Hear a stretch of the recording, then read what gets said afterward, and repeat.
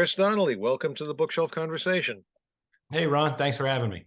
So we're starting a new season, and both teams are off to a pretty decent start. That has not always been the case, as your latest book, Road to Nowhere. The early 1990s collapse and rebuild of New York City baseball is all about.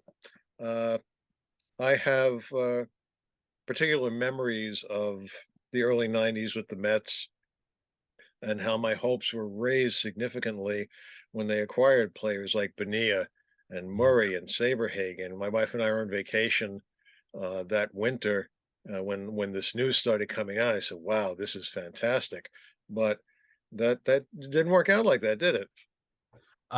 No, it didn't. And I mean, I think your hope was the hope of just about every Mets fan at the time. The Mets were sort of, the dynasty that never was in the 80s.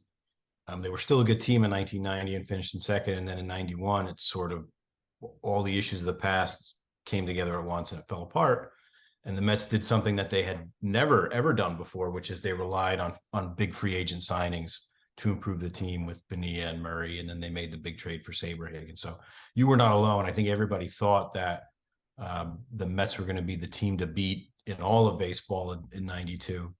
And essentially what happened is that everything the Mets did in the early 90s did not work out. It's kind of amazing when you think about it. And I'm not saying that as a knock on the team. It's just simply the reality of what happened in the early 90s. Everything they did not work out. No, they previously they had acquired people like Vince Coleman and other names that escape me. And looking through the book, I kept coming up with names and remember, oh yeah, oh yeah, oh yeah, this one, that one, the other one, and nothing seemed to mesh. Nothing seemed to work out. Uh, the Yankees are in a similar situation, and you being a Yankee fan, as is evidenced in your other books. Uh, that must have been disappointing to you. Yeah, so I first started watching the Yankees and really paying attention and learning the players and the stats in 1990. And I mean, the first game I truly remember watching is the Andy Hawkins game where he pitched a no hitter and lost. They don't call it a no hitter anymore, which I think is kind of nonsense. But he pitched 8 innings at the old Comiskey Park and lost. And that's the first thing that sticks out to me as a fan. And then the next game I remember, it was 2 weeks later, was the Bo Jackson hitting 3 home runs against Andy Hawkins, and Deion Sanders having the inside the park home run, and the Yankees lost that game, and Hawkins pitched that game too. So I think most fans probably born after, I would say, 1985 or so really don't know anything but success for the Yankees. Even if they haven't won a World Series in a while, they know nothing but the postseason and always being competitive. And when I started watching, that was not the case. They were terrible. They were the worst team in baseball in the American League, excuse me, in 1990, and that didn't change for a couple of seasons. Writing about New York sports is kind of it's a tough market. I mean, I try to think about other teams and how the press covers them, and where if anyone has the kind of sensational news. I mean, nowadays it's different. Journalism is totally different. Everybody has a blog, everybody has Twitter or Instagram, so they're always writing about these things from the bird's eye view, as opposed to a professional, trained, seasoned journalist. Uh, in your previous book about the Mets and the Yankees in the mid '80s, they're going through some similar. There's always been this confrontation between the Mets and the Yankees, dating back to when the Mets first came on the scene in '62. There was always this competition for the hearts and minds of fans, and certainly when George Steinbrenner acquired the team, that returned with a vengeance, I think, and the battle for the back page, the sports page, to see who could get the most headlines. But not all headlines are favorable. And I'm thinking now of the incident with Bobby Bonilla and was it Bob Clappish or Bob Harper? Yeah. So talk a little about that, because that was a real down point in Mets history. Yeah, so in 1992, Bob Clappish and John Harper, who were following the team for different newspapers in New York, but they they essentially got together and decided, nobody really, they'd always get asked, what are players like? What are they like behind the scenes? What's Darryl Strawberry like? What's Keith Hernandez like? Right. And this is pre-internet age, and people didn't have social media and couldn't interact with fans in that manner. So people really didn't know. And so they said, well, let's write this book about the Mets and sort of what goes on behind the scenes and how they interact with one another. And that will help explain it. They didn't go into it thinking they were going to write a book about a really bad team, because as we just talked about, the Mets were supposed to be really great in 1992. And what ended up happening is the Mets were not a great team. They finished 72 and 90, and basically everything they had done did not work out, and players got injured, and there was a lot of fighting, and there was a press boycott during that season for a variety of reasons. And so they end up writing this book called The Worst Team Money Can Buy. And it was just this sort of insight into how everything fell apart and why it didn't mesh. It's not what they really set out to do, but it's just a story they had to write because that's what they experienced. And the book came out right before the start of the 1993 season. And the Mets were pretty pissed off about it. They thought that Klapisch and Harper had revealed things they shouldn't have revealed, in some cases that they just outright lied. And so Bonilla confronted Klapisch in the first week of the season about it, and essentially threatened to beat him up. And this was all caught on tape. And for those of you who follow, who are longtime Mets fans, you've probably seen it. You probably saw it back then when it happened. And it was really sort of a stain, but it amazingly, in that 93 season, probably may not even rank in the top 5 of kind of terrible, crazy things that happened that year. And there was more press confrontations, and Bonilla had another incident reporter in 1994 where he kind of threatened him and told him off towards the end of the year. It's really just indicative of everything that happened during that time period, and all largely in a negative way. Well, was that the same year with the Vince Coleman firecracker incident and the Brett Yes. Hagen bleach?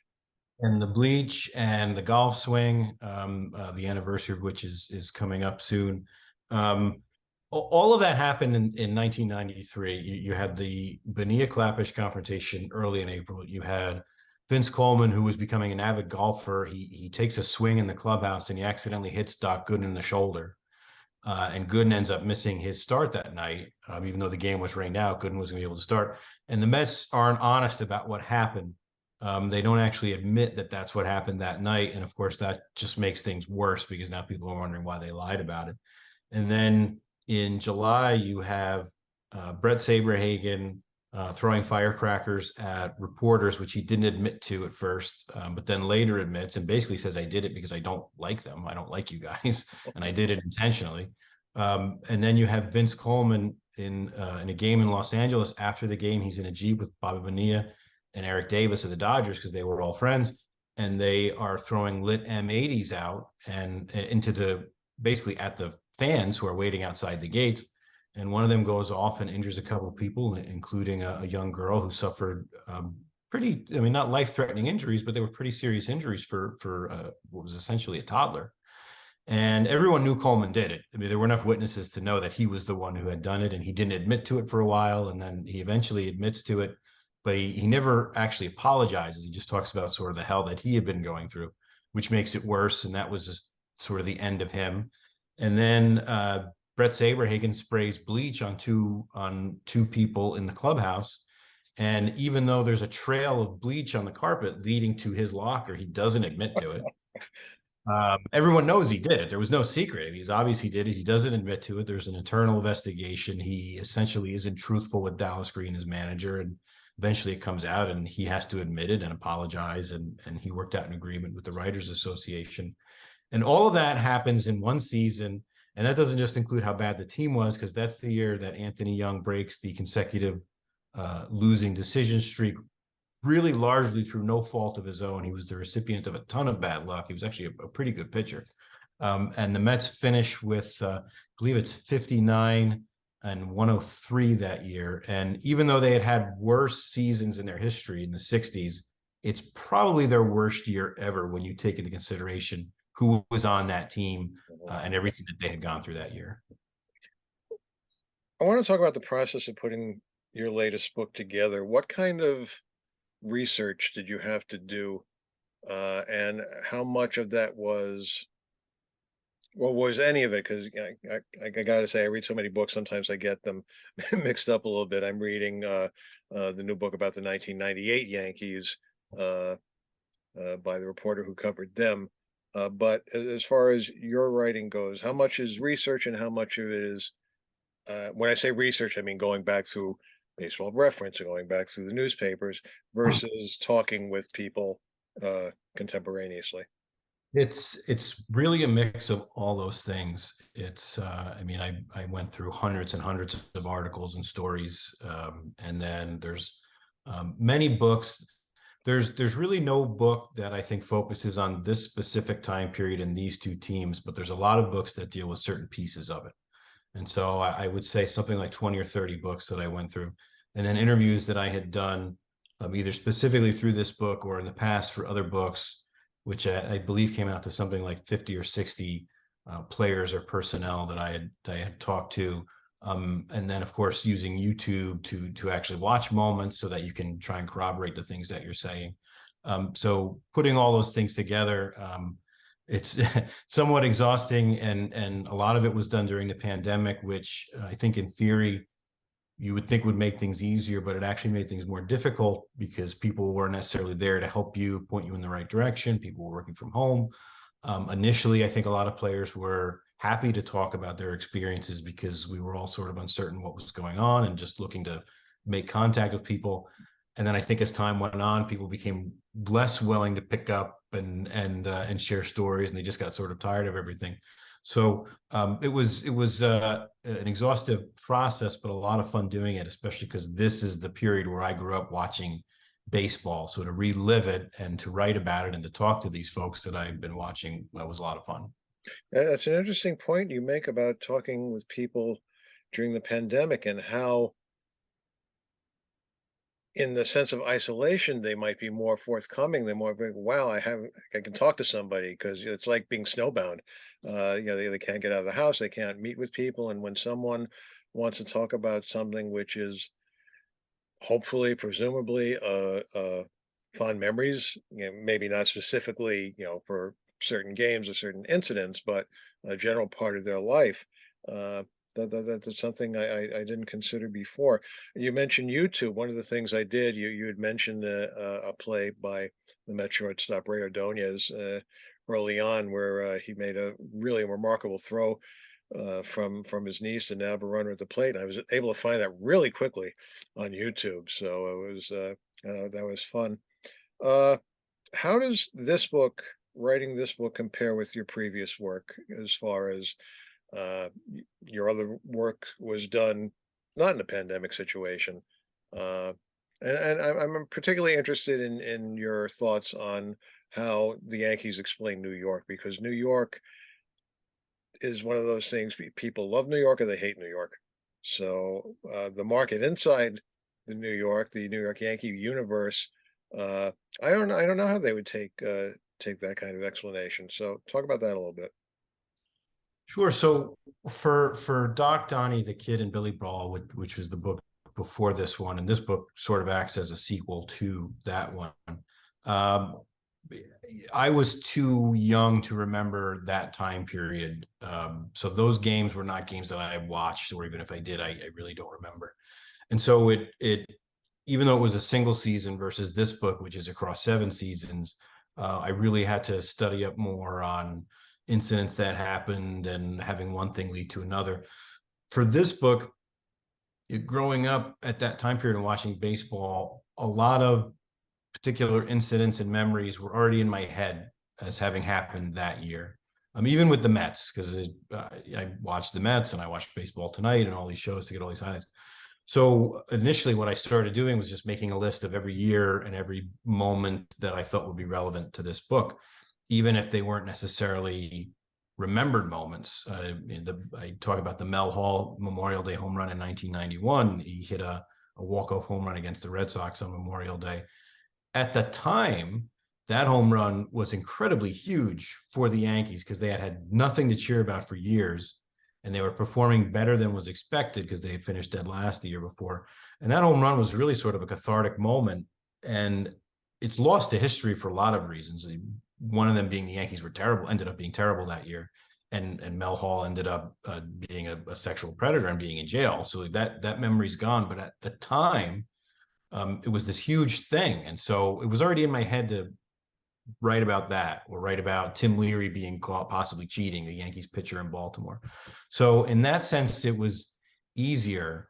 But in another sense, because it covered so long of a time period, it required more research. And actually, what has ended up happening is the book was going to cover the entire 1990s into the Subway Series, and it was really too much to cover in one book. And so there will be another one after this one that picks up the story in 1997 and goes to the Subway Series, and that'll be out in a couple of years.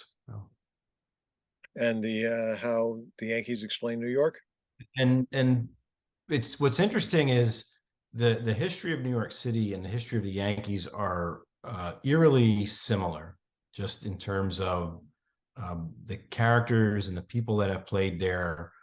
In that book, for example, I talk about George Steinbrenner, the boss, and Boss Tweed, the famous political boss in New York City, and the idea that right, if you can make it there, you can make it anywhere, which is sort of symbolized by these players who come to the Yankees and do not have Hall of Fame careers, play a couple of seasons, but are immortalized because they had big moments. Guys like Shane Spencer or Louis Soho, or even somebody like an Aaron Small, who was with the team for one season, but he went, I believe it was 10-0 in 2005, helped lead them to the playoffs.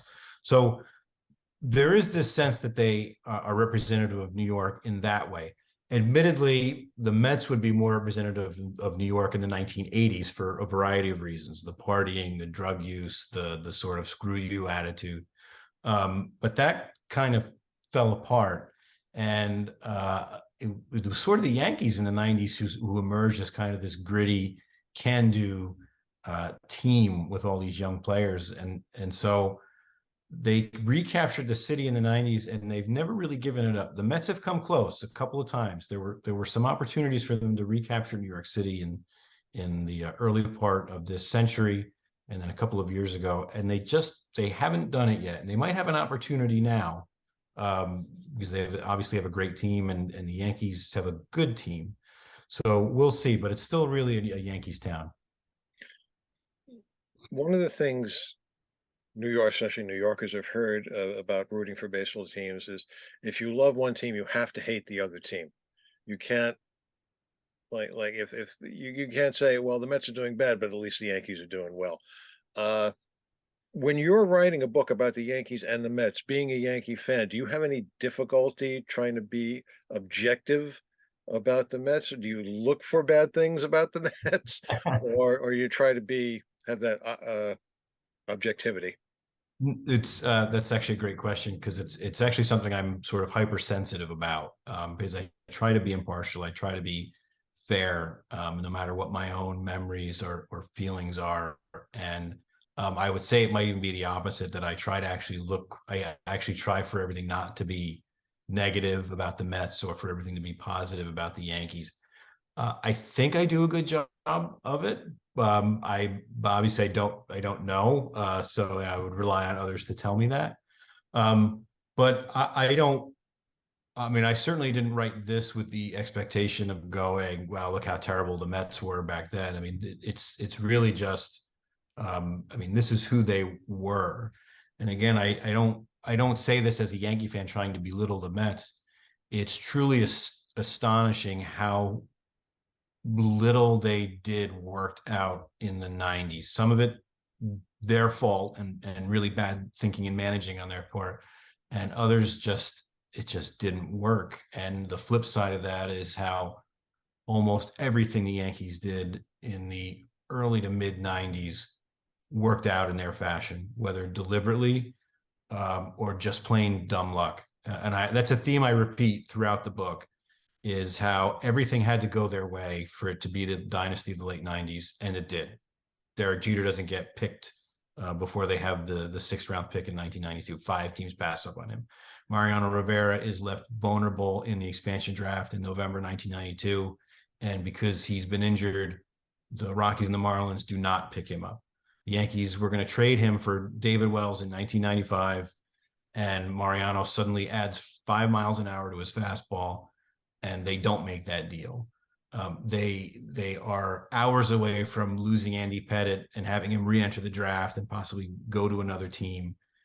And the guy trying to find Pettitte just happens to run into him, just happens to find him randomly, and they were able to make a deal with him. And so it's it's just remarkable how it all seemed to work out for the Yankees during that time period, and how little of it worked out for the Mets. And that's not deliberate. Again, I'm not trying to say, oh, the Yankees are great and the Mets aren't.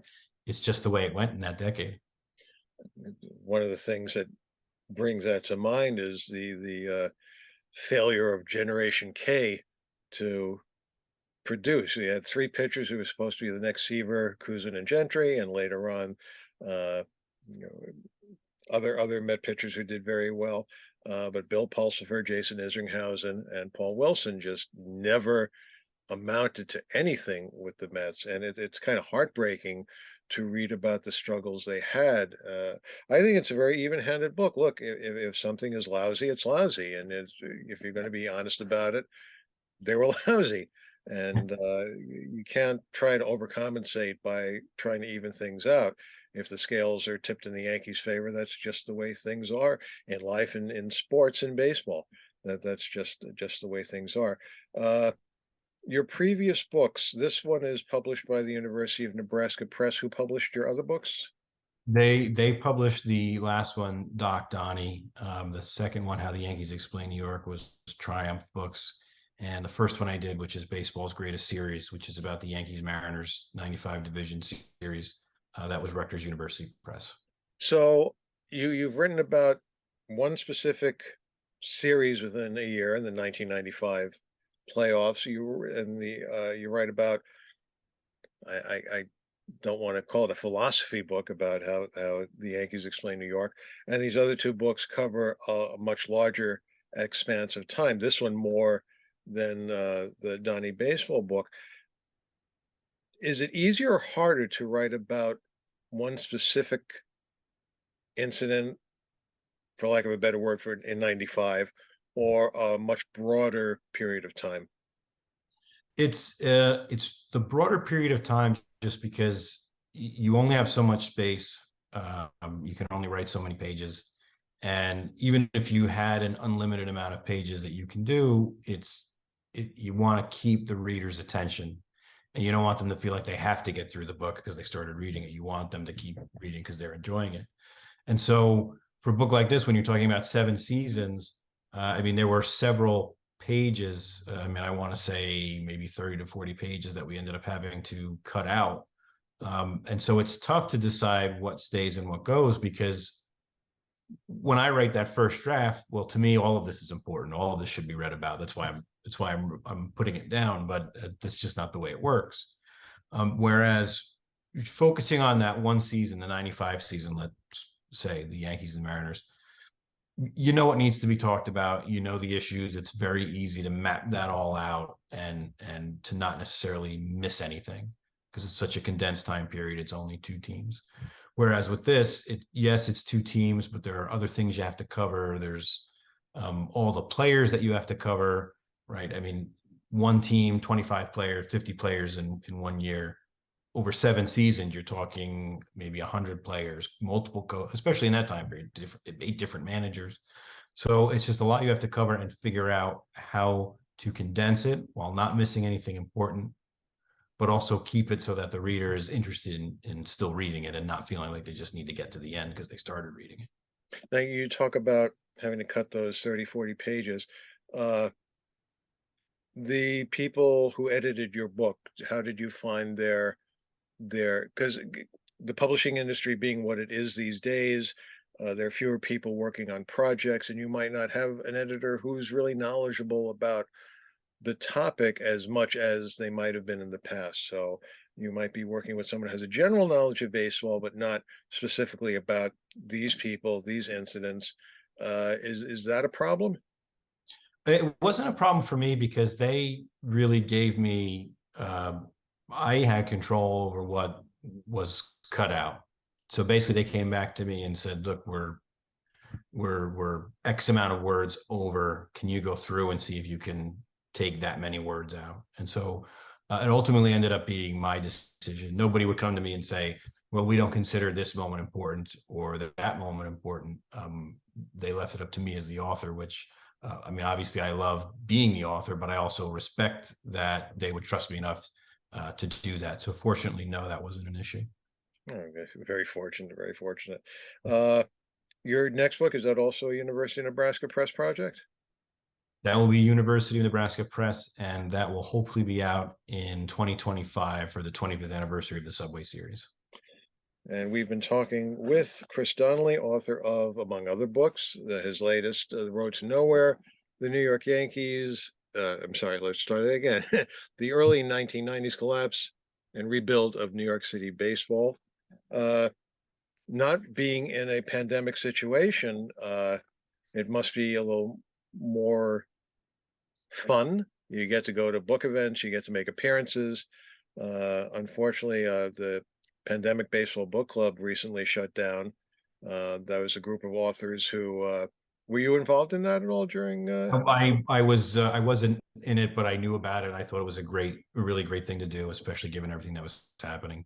because it gave authors a chance to network with each other and help each other out in promoting their books. But do you have promotions lined up for yourself? Yeah, I will. I'm actually doing an event in Brooklyn on Thursday, May 4th.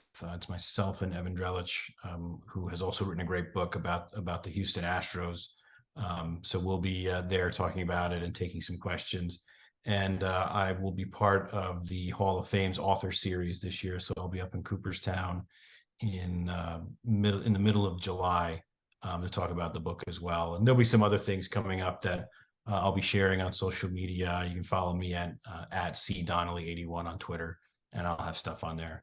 Do you have a standalone website or a website for this particular book?